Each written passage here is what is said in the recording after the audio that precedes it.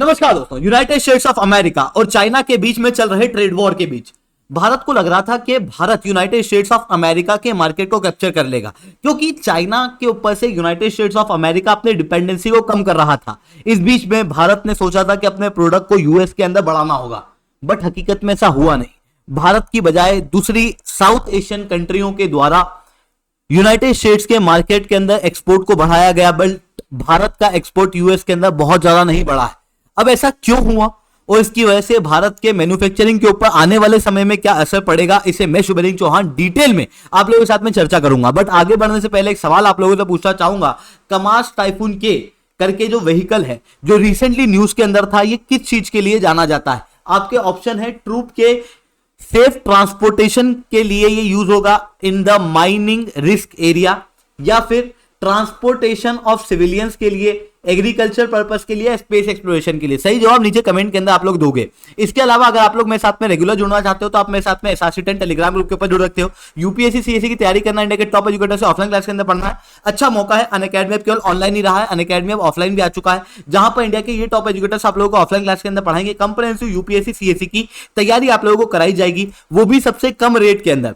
Already हमारे centre जो है वो दिल्ली के करोलबाग, मुखर्जीनगर, प्रयागराज के सिविल लाइंस और बिहार के पटना के अंदर खोले जा चुके हैं। अगर आप स्टेट पीएससी की भी तैयारी करना चाहते हो तो यूपी पीएससी और बीपीएससी की तैयारी आप पटना वाले सेंटर और प्रयागराज वाले सेंटर के ऊपर कर सकते हो। इसके साथ में अगर आपको अनअकैडमी के स्कॉलरशिप टेस्ट को अटेंड कर सकते हो ताकि अनअकैडमी के ऊपर आपको स्कॉलरशिप मिले।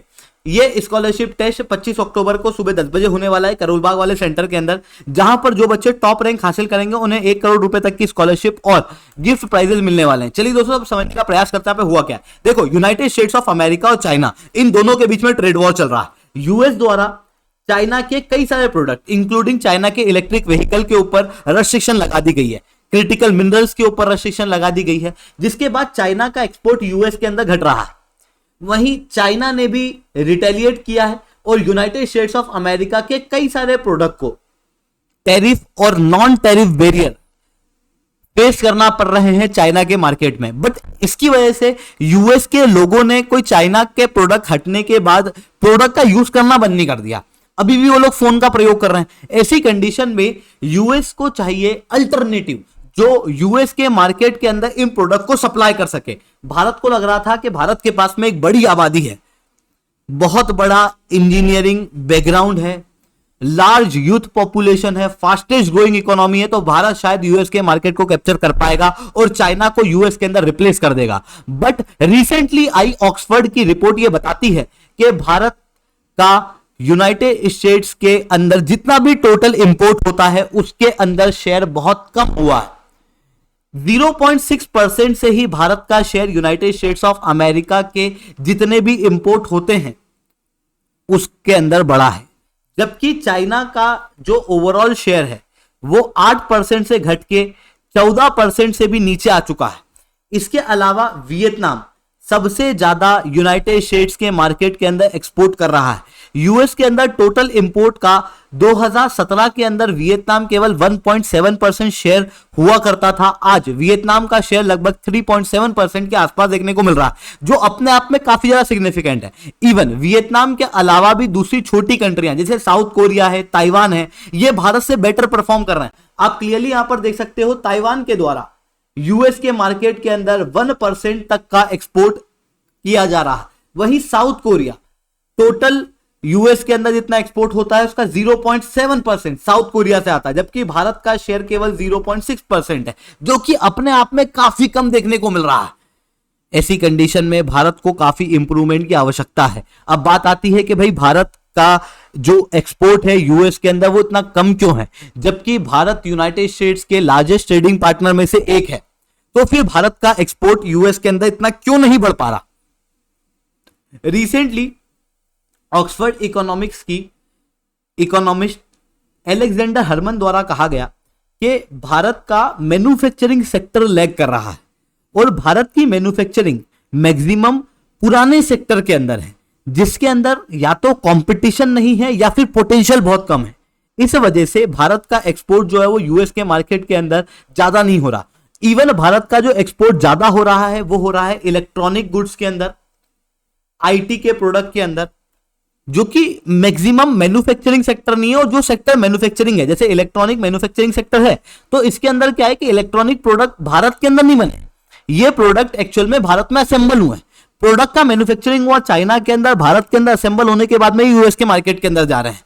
भारत के अंदर जो टोटल इलेक्ट्रॉनिक प्रोडक्ट बनते हैं उनमें से 43.9% का शेयर चाइना से आता है।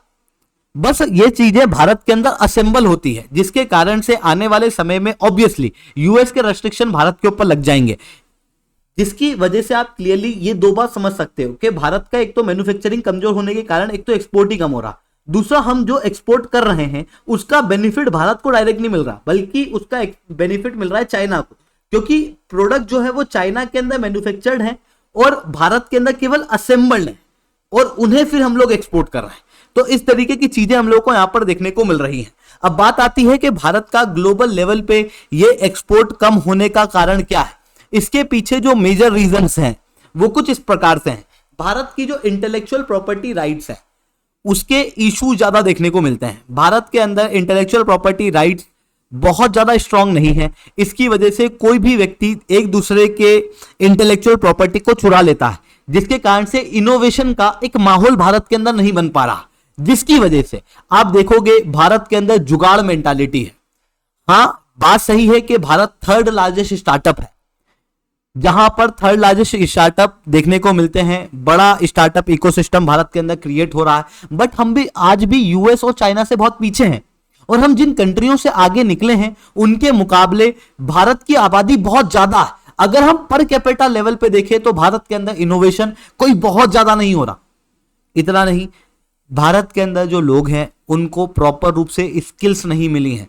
इवन जो ग्रेजुएट लोग हैं उनमें से 47% लोग ही एम्प्लॉयबल हैं, क्योंकि एजुकेशन सिस्टम इस तरीके का है, जो बच्चे कॉलेज या फिर किसी यूनिवर्सिटी के अंदर पढ़ते हैं और उनको पढ़ने के बाद में वो लेबर मार्केट में एंटर करते हैं, तो कॉलेज में पढ़ा हुआ कुछ काम नहीं आता, बहुत कम चीज होती है जो यहां पर काम आती है। ऐसी कंडीशन में हमारा education system outdated education system कहलाता है।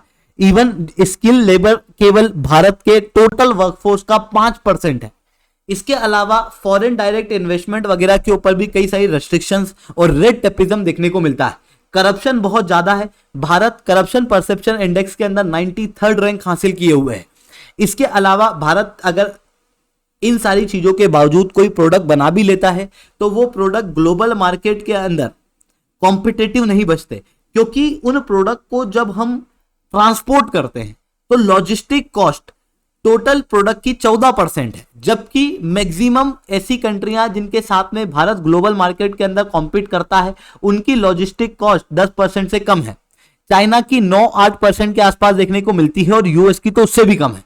ऐसी कंडीशन में लॉजिस्टिक कॉस्ट के कम ज्यादा होने की वजह से भारत के प्रोडक्ट कॉम्पिटिटिव नहीं रहते, जिसकी वजह से एक्सपोर्ट के अंदर भारत का डोमिनेंस नहीं हो पाता।